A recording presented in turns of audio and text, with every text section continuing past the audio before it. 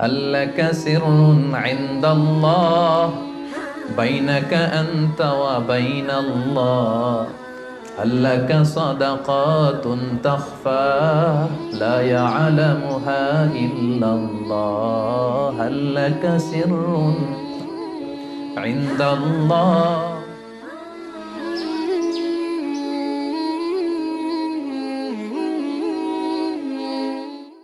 السلام عليكم ورحمة الله وبركاته نحمده ونصلي على رسوله الكريم أما بعد فأعوذ بالله من الشيطان الرجيم بسم الله الرحمن الرحيم يا أيها الذين آمنوا كتب عليكم الصيام كما كتب على الذين من قبلكم لعلكم تتقون صدق الله العظيم اللهم صل على محمد وعلى آل محمد كما صليت على إبراهيم وعلى آل إبراهيم إنك حميد مجيد اللهم بارك على محمد وعلى آل محمد كما باركت على إبراهيم وعلى آل إبراهيم إنك حميد مجيد NTV দর্শক ফোরামের আয়োজনে আজকের এই প্রোগ্রামে যারা উপস্থিত হয়েছেন সবাইকে শুভেচ্ছা জানিয়ে শুরু করছি। শুরুতে আল্লাহ রাব্বুল ইজ্জা ওয়াল জালালের দরবারে আমরা শুকরিয়া জ্ঞাপন করছি, যিনি আমাদেরকে পবিত্র মাস রমাদানুল মুবারকে ইফতারের পূর্ব মুহূর্তে মালয়েশিয়ার রাজধানী কুয়ালালামপুরের ইন্টারকন্টিনেন্টাল হোটেলের এই বলরুমে একসাথে উপস্থিত হওয়ার তৌফিক এনায়েত করেছেন। আমরা ফরমালি আল্লাহকে থ্যাঙ্কস জানাই, শুকরিয়া জানাই। আমরা পড়ছি কালিমাতুশ শুকর, আলহামদুলিল্লাহ। এনটিভি দর্শক ফোরামের সকল ভাইদেরকে অভিনন্দন, যারা এসেছেন আপনাদেরকে মোবারকবাদ। মিডিয়া কর্মী যারা এসেছে সেই ভাইদেরকে মোবারকবাদ। ইনফিউশনের সঙ্গীত শিল্পীদেরকে মোবারকবাদ। আমরা এমন একটা মুহূর্ত এখন কাটাচ্ছি গোটা বিশ্বব্যাপী, সবার মধ্যে একটা আতঙ্ক, তাই না? অনেক দেশে লকডাউন চলছে এবং আক্রান্তের হার বাংলাদেশে বাড়ছে প্রতিদিন। ডেথ রিপোর্টও হাই। মালয়েশিয়াতেও রিসেন্টলি দেখলাম যে খুব বাড়ছে। তো আমরা যে আসলে কত দুর্বল, আমরা যে দাম্ভিকতা দেখাই, অহংকার দেখাই, আসলে যে আমরা অ্যাজ এ হিউম্যান বিং কত দুর্বল, কত নগণ্য, কত তুচ্ছ। তো এই জন্য আল্লাহ রাব্বুল ইজ্জা ওয়াল জালালের কাছে আমরা কামনা করি যে আল্লাহ তাআলা যেন আমাদেরকে এই বিপদ থেকে মুক্তি দান করেন। গোটা বিশ্বের মানুষের মধ্যে যেন আল্লাহ তাআলা আবার স্বস্তি ফিরিয়ে আনেন, আমাদেরকে এই মহামারী থেকে যেন তিনি হেফাজত করেন, আল্লাহুম্মা আমিন। সম্মানিত সুধী, আমি একটি আয়াত দিয়ে আজকের আলোচনা শুরু করেছি। আয়াতটি অলমোস্ট মুখস্থ সবার, তাই না? রমাদানের কোনো আলোচনাতে গেলেই আমরা এই আয়াতটা শুনি, আর শুনতে শুনতে এমনি মুখস্থ হয়ে গেছে। ইয়া আইয়ুহাল্লাযীনা আমানু কুতিবা আলাইকুমুস সিয়াম কামা কুতিবা আলাল্লাযীনা মিন ক্বাবলিকুম লাআল্লাকুম তাত্তাকুন। আল্লাহ তাআলা ইরশাদ করছেন, ওহে বিশ্বাসীরা, তোমাদের উপর সিয়ামকে ফার্জ করা হয়েছে যেমনি তোমাদের পূর্ববর্তীদের উপরও ফার্জ করা হয়েছিল, যাতে করে তোমরা মুত্তাকি হতে পারো, আল্লাহ সচেতন হতে পারো। তাহলে বোঝা গেল এই যে এক মাস ব্যাপী যে আমরা সিয়াম পালন করছি, এটা শুধু আমাদের উপরই ফার্জ না, আমাদের আগেও যে সমস্ত জাতিগোষ্ঠী এসেছিল তাদের উপর আল্লাহ তাআলা ফরজ করেছিলেন। আর এটার উদ্দেশ্য কি?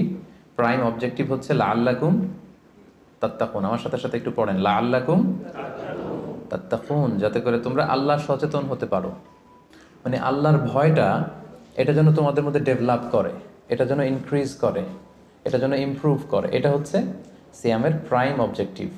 তো এজন্য এই যে পুরো মাসব্যাপী যে আমরা রোজা রাখছি, আমাদের কিন্তু সবসময় এটা খেয়াল করতে হবে যে আমাদের এই যে গড কনসিয়াসনেস, আল্লাহ সচেতনতা বা আল্লাহর ভয়, এটা বাড়ছে কিনা।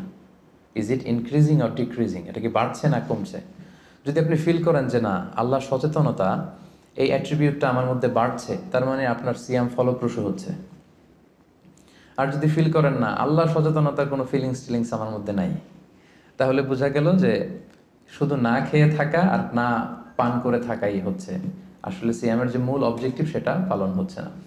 প্রিয় ভাই এবং বোনেরা, দেখেন, সিয়াম এমন একটি ইবাদত যেটা আমরা শুধুমাত্র আল্লাহর সন্তুষ্টির জন্য করি, শুধুমাত্র আল্লাহকে দেখাই। এই সিয়ামটা শুধুমাত্র কাকে দেখাই?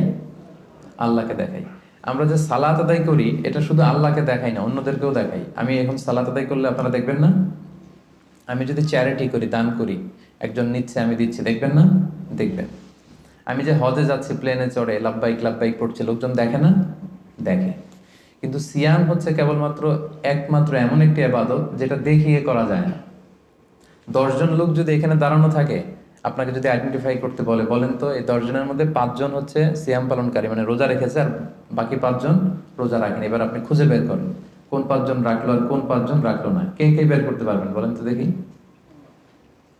কেউ বের করতে পারবেন? বের করা সম্ভব না, কারণ চেহারা দেখে বোঝা যায় না যে কে রোজাদার আর কে বেরোজাদার। তো এই জন্য সিয়ামটা শুধু আল্লাহর জন্য আমরা রাখি, শুধু তিনিই জানেন আমি রোজা রেখেছি কি রাখিনি। ধরেন আমি বাসার ভেতরে ক্ষুধা, তো আমি যদি হুট করে কিছু খেয়ে ফেলি, খেয়ে আবার মসজিদে নামাজের সময় নামাজে গেলাম, সবাই মনে করবে আমি কি রোজাই রেখেছি, আসলে কি রাখছি? রাখি নাই। আবার আমার প্রচন্ড তৃষ্ণায় গলা কাঠ হয়ে আছে, আমি চাইলে কিন্তু কিছু পান করতে পারি দরজা বন্ধ করে, কেউ দেখছে না, একাকি। তো মানুষের কাছে যে আমি কিন্তু রোজাদারের ভান করতে পারি। তার মানে রোজা হচ্ছে এমন একটি ইবাদত যেটা পৃথিবীর কেউ টের পায় না যে আমি রেখেছি কি রাখিনি। একজন মাত্র টের পায়, তিনি কে? তার মানে সিয়াম পালনের মধ্য দিয়ে এই যে আল্লাহর ভয়টা, Allah is watching me, Allah is observing me, each and everything আমরা যেটা করছি আমাদের এই পার্থিব জগতে সবকিছু আল্লাহ দেখছেন, তিনি মনিটরিং করছেন। এই যে সেন্সটা, এটার নাম হচ্ছে তাকওয়া। এটার নাম কি? তাকওয়া। সো এই যে রোজা পালনের মধ্য দিয়ে আমাকে ফিল করতে হবে যে আমার এই তাকওয়াটা কি বাড়লো না কমলো। আমি যদি রোজাও রাখি আবার যদি মিথ্যা কথাও বলি, আমি যদি রোজাও রাখি আবার মানুষকে ঠকাই, আমি সিয়ামও পালন করলাম আবার অশ্লীল কাজের সাথেও যুক্ত থাকলাম, তাহলে বোঝা গেল মাই লেভেল অফ তাকওয়া ইজ ডিক্রিজিং, এটা কমছে। সো আমার ফার্স্ট অ্যান্ড ফরমোস্ট রিমাইন্ডার হচ্ছে আজকের এই আলোচনায় যে এই যে সিয়াম আমরা পালন করছি, আমাদের খেয়াল রাখতে হবে যে আমাদের তাকওয়ার লেভেলটা বাড়ছে কিনা, আমরা আমাদের তাকওয়ার লেভেলটাকে ইমপ্রুভ করতে পারছি কিনা। সম্মানিত, শুধু এটা এমন একটা বরকতময় মাস, এ মাসে জান্নাতের দরজা খুলে দেয়া হয়। The doors of heaven are opened, the doors of hell fire are closed. শয়তানকে চেইন আপ করা হয়। এর মানে হচ্ছে এবাদতের একটা চমৎকার পরিবেশ বিরাজ করে এ মাসে। এ মাসে আপনি তেলাওয়াত করে, আপনি জিকির করে, আপনি তাহাজ্জুদ পড়ে, আপনি কিয়ামুল লাইল করে যে মজা পাবেন, যে একটা আবহ তৈরি হবে, বছরের অন্য কোনো সময়টাতে কিন্তু এরকম হয় না। এবং তার চেয়ে মজার ব্যাপার হচ্ছে এই মাসে আমরা যত ইবাদত অফার করি এগুলোর সওয়াবগুলো জ্যামিতিক হারে বাড়ানো হয়। অন্যান্য মাসে নেক আমল করলে সেটার রিওয়ার্ডসগুলো দেওয়া হয় গাণিতিক হারে, কিন্তু এ মাসে যেই নেক কাজগুলো আমরা করব সেটার সওয়াবগুলো বাড়ানো হয় জ্যামিতিক হারে। এ মাসে আমরা একটা নফল ইবাদত করলে এটা ফরজের সমান সওয়াব, একটা ফরজ ইবাদত করলে 700 গুণ সওয়াব, রমজান মাসের উমরা করলে হজের সমান সওয়াব। সুবহানাল্লাহ পড়বেন না? সুবহানাল্লাহ বিহামদি। তার মানে মাউসুমুল ইবাদা, ইবাদতের মাউসুম, অনেক অফার, নানা ধরনের আসমানি অফারের হাতছানি। ছোট্ট কাজ করলে এটাকে ফুলিয়ে ফাঁপিয়ে আল্লাহ তাআলা অনেক বড় করে আপনার আমলনামায় ঢুকিয়ে দিবে। এবং এই মাসটা আসলে আল্লাহ রাসূল সাল্লাল্লাহু আলাইহি ওয়াসাল্লাম খুব বেশি দান করতেন। আল্লাহ রাসূল সাল্লাল্লাহু আলাইহি ওয়াসাল্লাম সবসময় দান করতেন। আল্লাহ রাসূল সাল্লাল্লাহু আলাইহি ওয়াসাল্লামের ডিকশনারিতে না ছিল না, কি ছিল না? না ছিল না। কেউ এসে কিছু চাইলেই উনি দিয়ে দিতেন সাথে সাথে।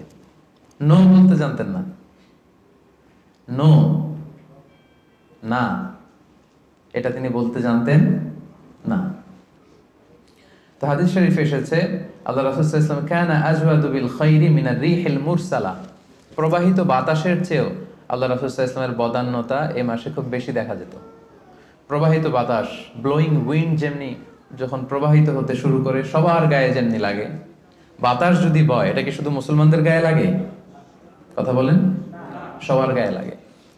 পূবালি বাতাস যখন আসবে, দক্ষিণা বাতাস যখন আসবে, আস্তিক নাস্তিক, মুসলিম অমুসলিম সবার গায়ে যেমনি বাতাসের হিমেল ছোঁয়া এসে টাচ করে, রাসূল সাল্লাল্লাহু আলাইহি ওয়াসাল্লামের দানটাও এরকম সর্বব্যাপী ছিল। দেদারসে দান করতেন, হাত খুলে দান করতেন। বছরের কখনো রাসূল সাল্লাল্লাহু আলাইহি ওয়াসাল্লামকে এত বেশি দান করার জন্য উদগ্রীব হতে দেখা যেত না। রমাদান আসলে তিনি যতটা দান করতেন।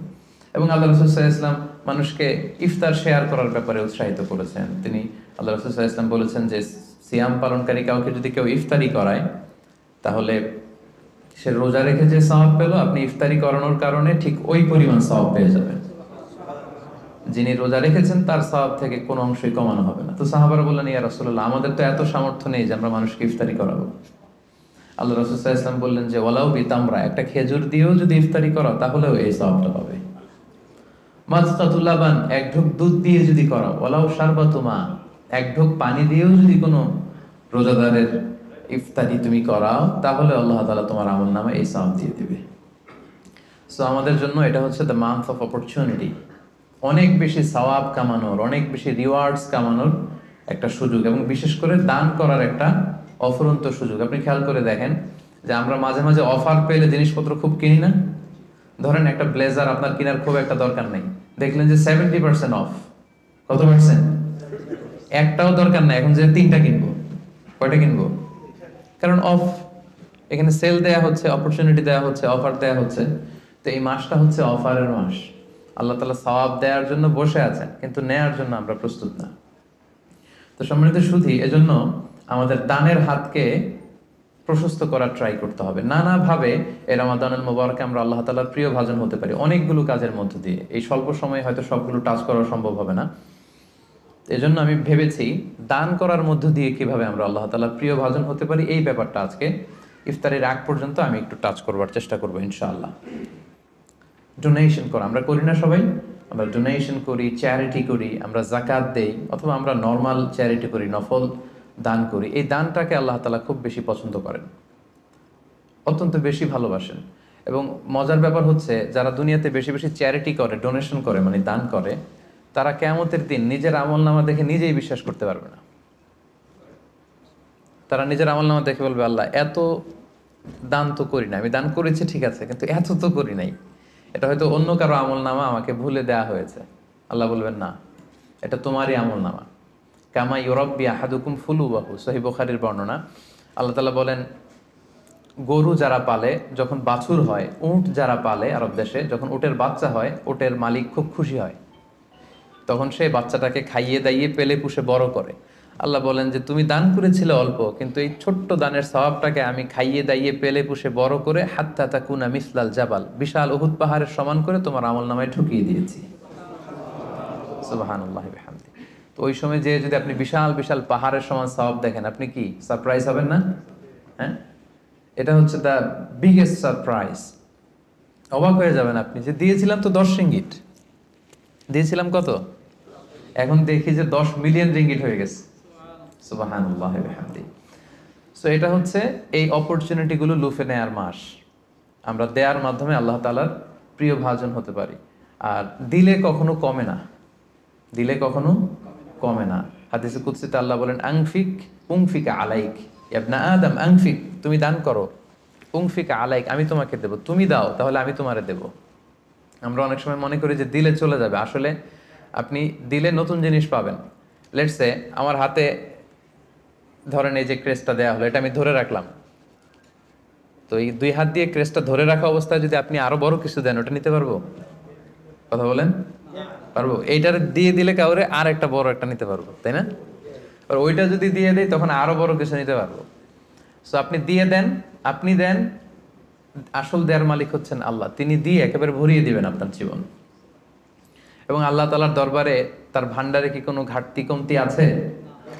হাদিসে কুদসিতে এসেছে, আপনা আদম লাউ আন্না আউওয়ালাকুম ওয়া আখিরাকুম ওয়া ইনসাকুম ওয়া জিন্নাকুম কামু আলা সাঈদিন ওয়াহিদ, হে বনি আদম, তোমাদের সবাই, পৃথিবীর শুরু থেকে আজ অবধি সবাই মিলে যদি বিশাল ময়দানে দাঁড়িয়ে যার যত ডিজায়ার, ডিমান্ড, কামনা, আকাঙ্ক্ষা আছে, চাইতে শুরু করো আমার কাছে, একটার পর একটা চাইতে থাকো, চাইতে থাকো। আর আমি আল্লাহ যদি তোমাদের সবার যার যা লাগবে সবও দিয়ে দেই, আমি আল্লাহর ধনভাণ্ডারের 1 ইঞ্চিও কমবে না, 1 ইঞ্চিও কমবে না।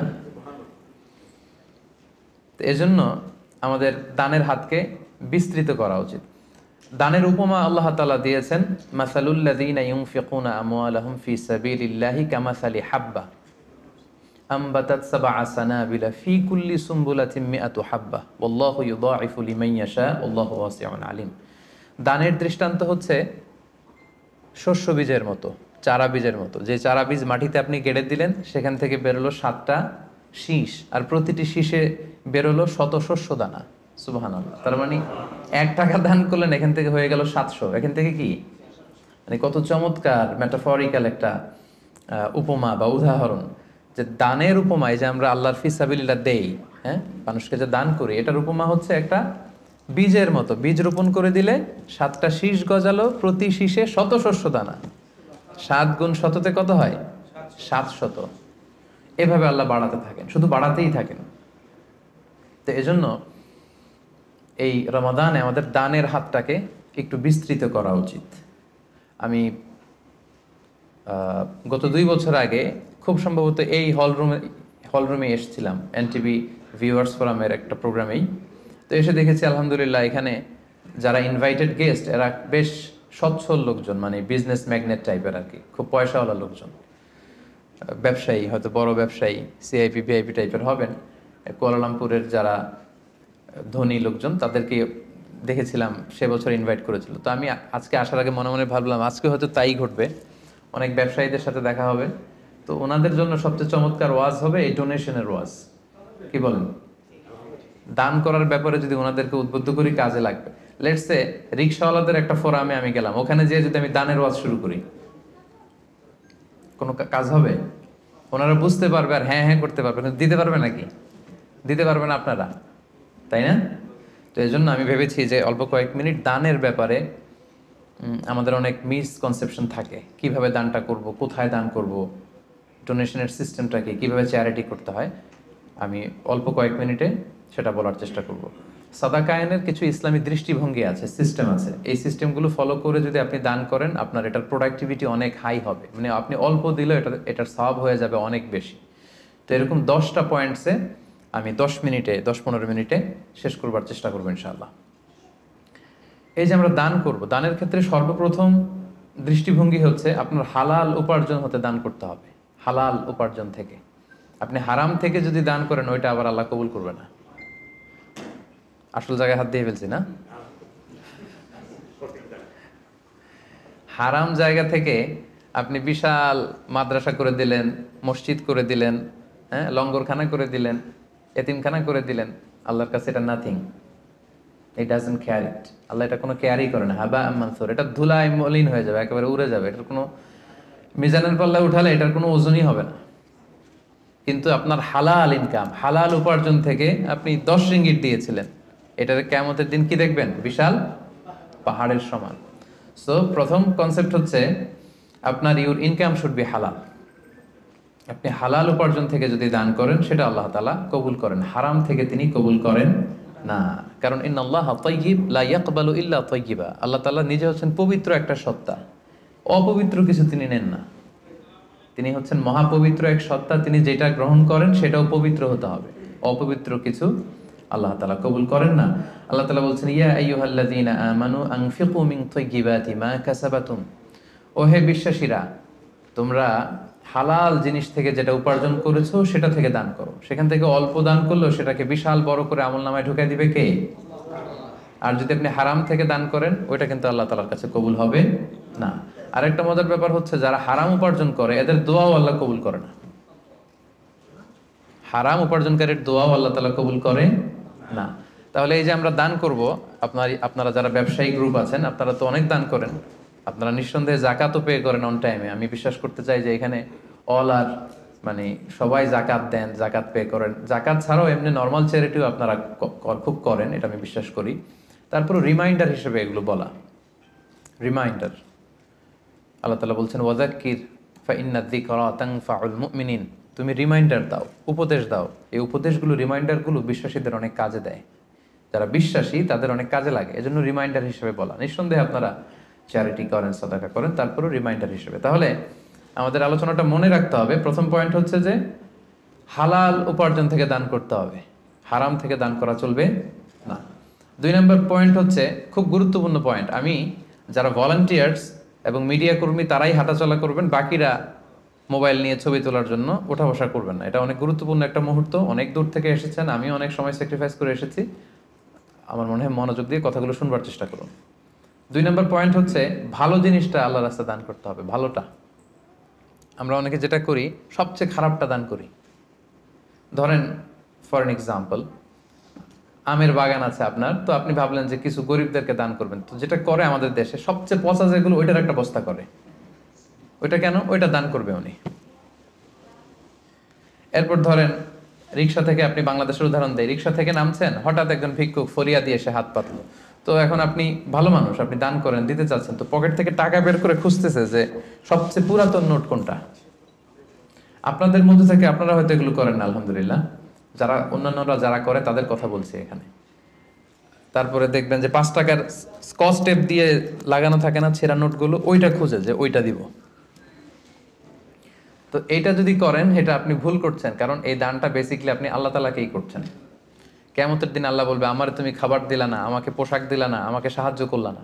বনি আদম বলবে, আল্লাহ বলেন কি, আপনি খাবার চাইলে তো সারা দুনিয়ার সব দামি দামি খাবারের বস্তা আপনার কাছে এনে দিতাম, আপনি পোশাক চাইলে তো আমারটাই খুলে দিতাম। আল্লাহ বলতেন, ওই যে অসহায় পীড়িত দুস্থ সুবিধা বঞ্চিত মানুষগুলোকে খাওয়ালে আমাকে খাওয়ানো হতো, তাদেরকে পড়ালে আমাকে পড়ানো হতো। তো এই যে আপনি ছিঁড়া নোটটা যে গরিবের হাতে দিলেন, আসলে ওইটা আল্লাহরে দিছেন আপনি। তো এটা এটা করবেন না, এটা কখনোই করবেন না। আল্লাহ তাআলা বলছেন, ওয়ালা তায়াম্মামুল খাবিসা মিনহু তুনফিকুন, খারাপটা আল্লাহরে দিও না, আল্লাহর রাস্তায় ভালোটা দিবে। লান তানালুল বিররা হাত্তা তুনফিকু মিম্মা তুহিব্বুন, সবচেয়ে ভালোটা যদি আপনি আল্লাহর রাস্তায় দিতে না পারেন, তাহলে আপনি তো ঈমানদারি হতে পারলেন না। পুণ্য ততক্ষণ পর্যন্ত হাসিল হবে না যতক্ষণ না তুমি যেটা পছন্দ করো ওইটা যতক্ষণ তুমি আল্লাহর রাস্তায় দিতে না পারো, ততক্ষণ পর্যন্ত পুণ্য হাসিল হবে না। তাই দানের দৃষ্টিভঙ্গির 2 নাম্বার পয়েন্ট হচ্ছে আমরা ভালোটা দিব খুঁজে খুঁজে। আপনি আম বাগানের মালিক, আপনি সবচেয়ে টসটসে পাকা এক বস্তা আম আপনি কালেক্ট করবেন, যে এটা আপনি দান করবেন। কি পারা যাবে না ইনশাআল্লাহ? এই রিমাইন্ডারটা আমরা যেন সবাই নিই। আমি আমার নিজের একটা উদাহরণ বলি, নিজেকে জাহির করার জন্য বলছি না, জাস্ট উৎসাহ দেওয়ার জন্য। আমি বাংলাদেশে যেহেতু তাফসির প্রোগ্রামের জন্য জেলা টু জেলা সারা বাংলাদেশে আমার মুভমেন্ট করতে হয়, তো দেখা যায় যে গাড়িতেই থাকতে হয় দিন রাত। তো আমি একটা অভ্যাস করে নিয়েছিলাম, আমি যেটা করতাম, আমি কচকচে 100 টাকার আর 500 টাকার কিছু নোট আমার এই পকেটে রাখতাম। যদি কখনো গাড়ির সামনে কোনো ফরিয়াদি বা ভিক্ষুক যদি চায় ওদেরকে দেওয়ার জন্য, তো এটা একটা অভ্যেস করে নিয়েছিলাম। 100 টাকার কচকচে নোট আর 500 টাকার কচকচে নোট। এই এই আয়াত পরে আমার এই ফিলিংসটা এসেছে যে না, ভালোটা দিব আমি সবচেয়ে। তো আমার মনে পড়ে মেঘনা টোল প্লাজার এখানে একটা ছোট্ট জ্যাম হয়, তো তখন অনেক খোড়া ল্যাংরা লোকজন এসে এরকম হাত পাতে। তো আমি ওই গ্লাসটাকে এতটুকু নামালাম যতটুকু নামালে আমার টাকাটা শুধু বের করা যায় আর কি, ওইভাবেই দেই যাতে আমাকে দেখা না যায়। তো সামান্য একটু গ্লাসটা নামিয়ে 500 টাকার কচকচে একটা নোট আমি জাস্ট বের করে দিলাম। তো সে পেয়ে তো অবাক, হয়তো ওখানে ওই ছিঁড়া ফাড়া 10 টাকা 5 টাকার নোটগুলোই ওরা পেয়ে অভ্যস্ত। তো 500 টাকার কচকচে নোট যখন পেয়েছে, তখন সে এভাবে হাত তুলে দোয়া করতেছে আর হাসি, কি হাসি, ভুবন রাঙানো হাসি। মানে 5 লক্ষ টাকা দিয়ে ওই হাসি আমি কিনতে পারবো না। আমার বাসার পাশে এক মসজিদ, একবার আসরের সালাতে গেলাম, এক অন্ধ লোক সালাম ফেরানোর পরে বলল যে আমি অন্ধ, একটু আমাকে সহায়তা করবেন। একজন ওনাকে হাতে করে মসজিদের বারান্দায় দাঁড় করায় দিল। তো পকেটে হাত দিয়ে দেখি কোনো টাকা নেই। বাসা খুব কাছে, বাসায় চলে গেলাম, আবার ওই 500 টাকার কচকচে একটা নোট নিয়ে আসলাম। তো নিয়ে এসে ওনার কাছে হাত ধরে বললাম যে আপনি টাকা ধরলে চেনেন নাকি? বলে হ্যাঁ চিনি। দেখেন তো এটা কত? বলে 500 টাকা। মানে অন্ধদের আল্লাহ এই ক্যাপাসিটিটা দিয়েছে, এরা আপনার ওই 10 টাকা 100 টাকা 500 টাকা ধরে চিনতে পারে। তো আমি বললাম যে এটা সাবধানে রাখেন। তো এটা নিজেকে জাহির করবার জন্য না, জাস্ট প্রসঙ্গক্রমে উৎসাহ দেওয়ার জন্য যে আমরা কিন্তু চাইলে এই অভ্যাসটা করতে পারি। নট নেসেসারি যে 100 টাকার 500 টাকার হতে হবে। ধরেন যে 10 টাকার কচকচে নোট নিয়ে আপনি সবসময় ঘুরলেন এবং এটা প্ল্যান করলেন যে যখন দিব এই চকচকে 5 টাকার নোটটা দিব, কারণ আল্লাহ বলেছেন সবচেয়ে ভালোটা আমার রাস্তায় দাও। তো এই অভ্যেসটাকে আমরা একটু করতে পারবো ইনশাআল্লাহ, ইনশাআল্লাহ। তো এই অভ্যেসটা যেন করি যে সবচেয়ে ভালোটা আমি দিব আল্লাহর রাস্তায়। 3 নাম্বার হচ্ছে প্রয়োজনের অতিরিক্তটা দিবেন, প্রয়োজনাতিরিক্ত। এটা একটা গুরুত্বপূর্ণ ব্যাপার। ইসলাম দেখেন কত ব্যালেন্সড, কত ভারসাম্যপূর্ণ। ইসলাম বলে না যে আপনি সব উজাড় করে দেন, না, আপনি খরচের পরে যেটা আপনার অতিরিক্ত ওইখানে ইসলাম ভাগ বসিয়েছে যে দাও, ওইখান থেকে দাও। ইয়াসআলুনাকা মাযা ইউনফিকুন কুলিল আফওয়া, তারা জিজ্ঞেস করে নবী কি দান করব? আল্লাহ বলেন নবী আপনি তাদের বলে দেন অতিরিক্ত যেটা তোমার লাগে না ওইটা দান করো। আল্লাহ রাসূল সাল্লাল্লাহু আলাইহি ওয়াসাল্লাম, ওই যে বলেছিলাম ওনার ডিকশনারিতে কি নাই, ভুলে গেছেন এতক্ষণে? আল্লাহ রাসূল সাল্লাল্লাহু আলাইহি ওয়াসাল্লাম ডিকশনারিতে কি নেই? মানে কেউ চাইলে না বলতে পারতেন না উনি। একবার আল্লাহ রাসূল সাল্লাল্লাহু আলাইহি ওয়াসাল্লামের গায়ে একটা মাত্র জামা, এক ফরিয়াদে এসে বললেন ইয়া রাসূলুল্লাহ আ'তিনি কামিসান, একটা জামা দেন আমাকে। রাসূল সাল্লাল্লাহু আলাইহি ওয়াসাল্লাম গায়েরটাই খুলে দিয়ে দিলেন। সুবহানাল্লাহ পড়বেন না? তো এখন গায়ে যেহেতু জামা নাই, সাহাবারা নানা কাজে এসেছে, উনি বেরও হতে পারেন না, ঘরে বসে আছেন। এবার আল্লাহ আয়াত নাযিল করলেন ওয়াল্লাযীনা ইযা আনফাকু লাম ইউসরিফু ওয়া লাম ইয়াকতুরু ওয়া কানা বাইনা যালিকা কাওয়ামা। এর অর্থ হচ্ছে মুমিনের বৈশিষ্ট্য হবে তারা যখন দান করবে তারা ব্যালেন্সড চ্যারিটি করবে, ভারসাম্যপূর্ণ দান, মানে তার প্রয়োজনের অতিরিক্ত যেটা ওইটা দিবে, খুব কৃপণতাও করবে না, আবার দিয়ে একেবারে সব উজাড় করে দিবে না। মানে এই আয়াত দিয়ে আল্লাহ তাআলা বোঝাতে চাইলেন নবীকে যে নবী, জামা যদি দুইটা থাকতো তো একটা দিতেন, জামা যদি দুইটা থাকতো তো একটা পরছেন আর একটা দিয়ে দিতেন, সেটা ঠিক ছিল। বাট ছিলই কয়টা? একটা, ওইটাই যে দিয়ে দিছেন, এখন আপনার হবে কি? সুবহানাল্লাহ বিহামদিহি। কি দয়ালু নবী ছিলেন, কি দাতা নবী ছিলেন, কি দানশীল ছিলেন, কি জেনারাস ছিলেন। তো দানের ক্ষেত্রে ইসলামের দৃষ্টিভঙ্গি হচ্ছে ভারসাম্যপূর্ণ দান করতে হবে, সব উজাড় করে দিয়ে দেওয়া যাবে না। আপনার সব এই যে কষ্টে উপার্জিত সম্পদ, এটা ব্যবহারের সবচেয়ে বেশি হকদার আপনি নিজেই, আপনার ফ্যামিলি। তো আপনাদের খরচ শেষে অতিরিক্ত যেটা থাকবে সেটা আপনি দান করতে পারেন। তাহলে কয়টা পয়েন্ট বললাম? 3টা। আপনাদের মনোযোগ আছে তো, নাকি কষ্ট হচ্ছে? এই তো আর কিছুক্ষণ পরে আমরা ইফতারি করবো ইনশাআল্লাহ।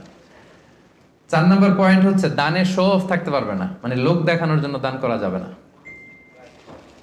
এটা আমরা অনেকে করে ফেলি দেখানোর জন্য, আমারে বড় শিল্পপতি বলবে, দানবীর বলবে, হাতেম তাই, হ্যাঁ আমার নাম পত্রিকায় আসবে। এই টেন্ডেন্সি নিয়ে যদি আপনি দান করেন, সব শেষ। শো অফ করা যাবে না। লোক দেখানোর জন্য যদি দান করেন, সে দান আল্লাহ তাআলা কবুল করে না। কিয়ামতের দিন আল্লাহ অনেক দানশীলকে বলবে তুমি জাহান্নামে যাও, go to the hell fire. দানশীল বলবে আল্লাহ আমি জাহান্নামে যাব কেন? আমি তো এতিমখানা করলাম 40টা, মসজিদ বানাই দিলাম 50টা, এরপর মাদ্রাসা বানাই দিলাম এতগুলা, আমি জাহান্নামে যাব?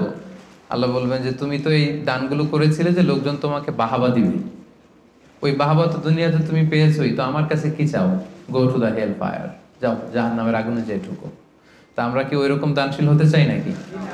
আল্লাহ তুমি আমাদেরকে হেফাজত করো। আমরা যতটুকু দান করব শুধুমাত্র কেবলমাত্র একমাত্র আল্লাহর সন্তুষ্টির জন্য দান করব। মনে থাকবে তো সবার ইনশাআল্লাহ? আচ্ছা, 5 নাম্বার হচ্ছে গোপনে দান করাটা, এটা বেশি ভালো। প্রকাশ্যে দান করা জায়েজ, এটা ভালো, বাট গোপনে দান করা বেশি ভালো। আল্লাহ তাআলা বলছেন ইন তুবদু সাদাকাতি ফানি'মা হিয়া ওয়া ইন তুখফুহা ওয়া তু'তুহাল ফুকারা ফাহুয়া খায়রুল লাকুম। তুমি যদি দেখিয়ে দান করো এটা ভালো, এটা খারাপ না। আমি দিলাম, আরেকজন নিল, আপনারা দেখলেন, সমস্যা নাই যদি আমার নিয়ত ভালো থাকে।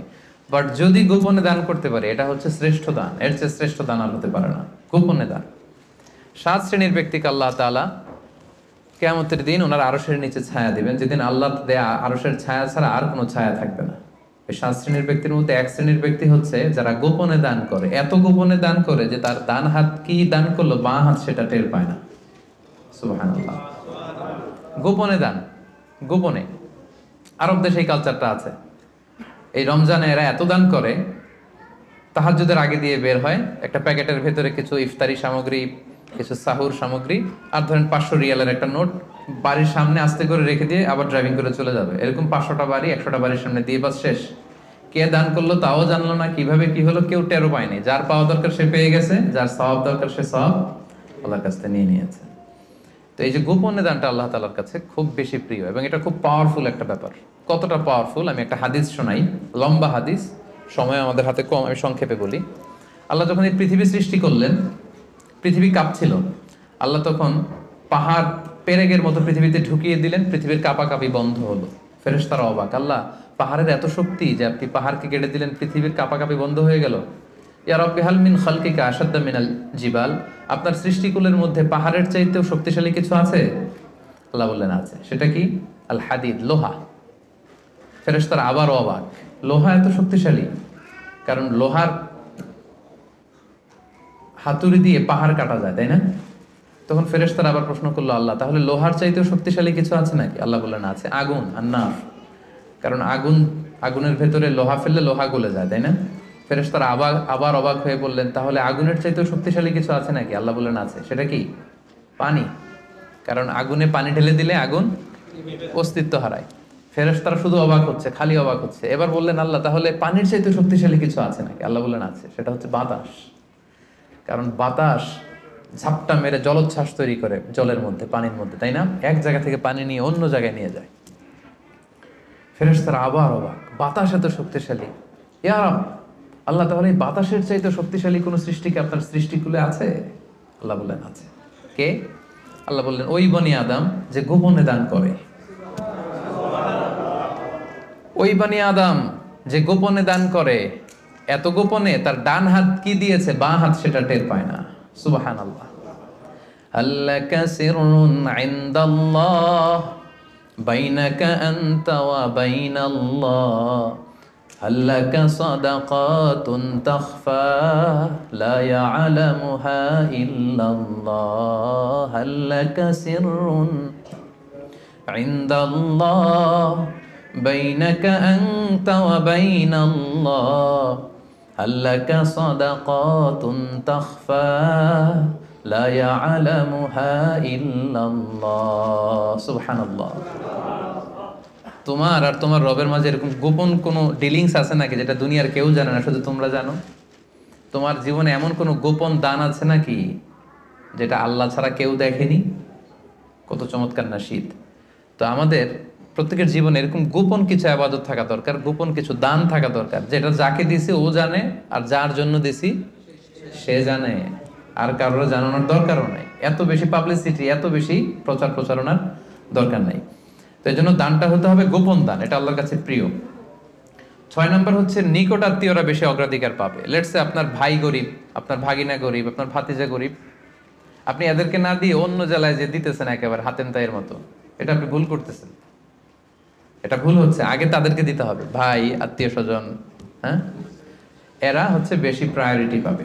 কারণ হাদিসে এসেছে আত্মীয়কে যদি আপনি চ্যারিটি করেন, এখানে দুইটা সওয়াব, এক হচ্ছে দানের সওয়াব, আর হচ্ছে আত্মীয়তার সম্পর্ক যে মিলিয়ে রেখেছেন ওইটার সওয়াব। সুবহানাল্লাহ। তো এই জন্য আমাদের নিকট আত্মীয় যদি কেউ এরকম দুস্থ অসচ্ছল থাকে, আমরা আগে তাদেরকে প্রায়োরিটি দিব দানের ক্ষেত্রে। 6 নম্বর হচ্ছে আত্মসম্মান বোধের কারণে কিছু লোক আছে যারা মানুষের কাছে চেয়ে বেড়াতে পারে না, এদেরকে প্রায়োরিটি দিতে হবে।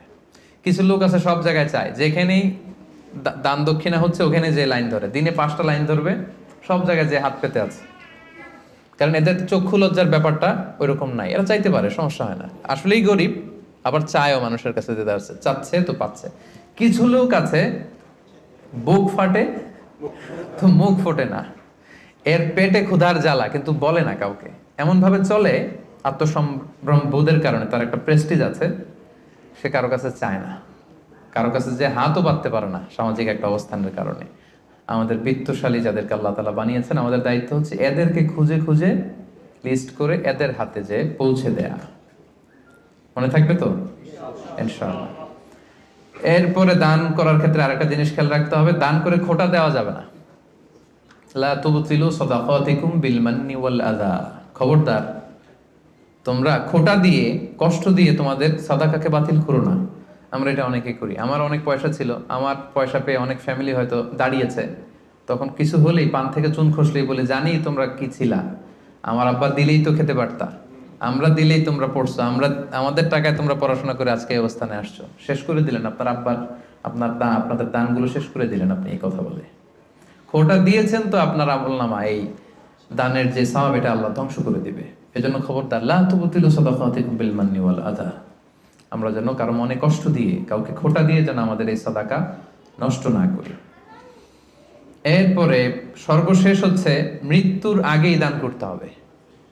লাস্ট পয়েন্ট, সর্বশেষ পয়েন্ট হচ্ছে সুস্থ থাকতে মৃত্যুর আগেই দান করে যেতে হবে, ওইটা আল্লাহর কাছে বেশি প্রিয়। আমি উদাহরণ দিই, ব্যাপারটা কেমন। অনেকের এরকম হতে পারে যে তার ক্যান্সারে সে আক্রান্ত, দুরারোগ্য ব্যাধি, আর বাঁচবে না, এখন বিছানায় পড়ে গেছে, এখন 1000 কোটি টাকার মালিক, জীবনে দান টানার করে নেই, এখন বিছানায় পড়ে বলতেছে ওই মাদ্রাসায় 10 লাখ দিয়ে দে, ওই হেফসখানায় 50 লাখ, ওদিকে 1 কোটি দিতে থাকো। তো এটা তো আপনি এখন আর ভোগের সুযোগ নেই, এই জন্য দিচ্ছেন আপনি, তাই না? এটা আপনি যদি নাও দেন, এটা অন্যরা ভাগ বটরা করে নিয়ে যাবে আপনার মৃত্যুর পরে, আপনি শেষ, এরপর লোকজন যা পাওয়ার পাবে, আপনার ভোগের সুযোগই নাই আর। তো ওই অবস্থায় যে যেন টনক না নড়ে আমাদের। আল্লাহ রাসূল সাল্লাল্লাহু আলাইহি ওয়াসাল্লামকে জিজ্ঞেস করা হয়েছে, ইয়া রাসূলুল্লাহ আইয়ু সাদাকাতি আ'যামু আজরা, কোন সাদাকায়, কোন দানে সওয়াব বেশি? রাসূল সাল্লাল্লাহু আলাইহি ওয়াসাল্লাম বললেন, ওয়া আনতা সাদাকা ওয়া আনতা সহিহুন শাহীহ তাখশাল ফাকরা ওয়া তা'মুলুল গানা।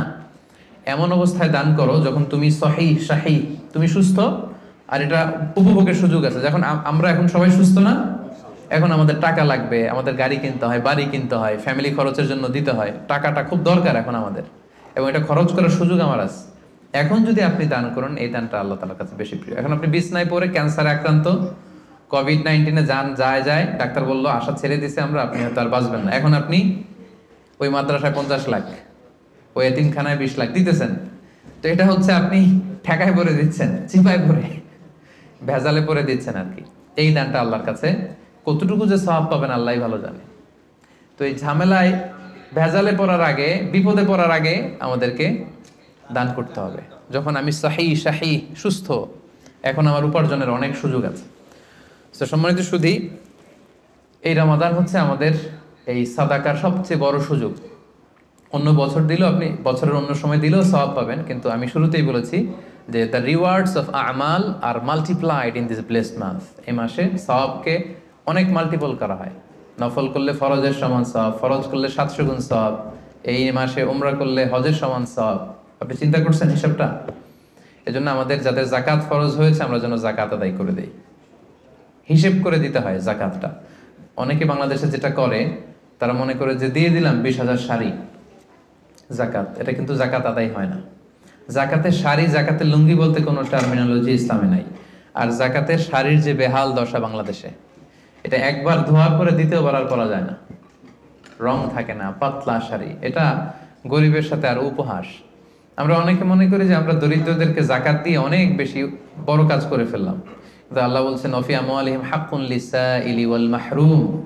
তুমি কোনো করুণা করনি, বরং তোমার সম্পদে এটা গরিবদের অধিকার।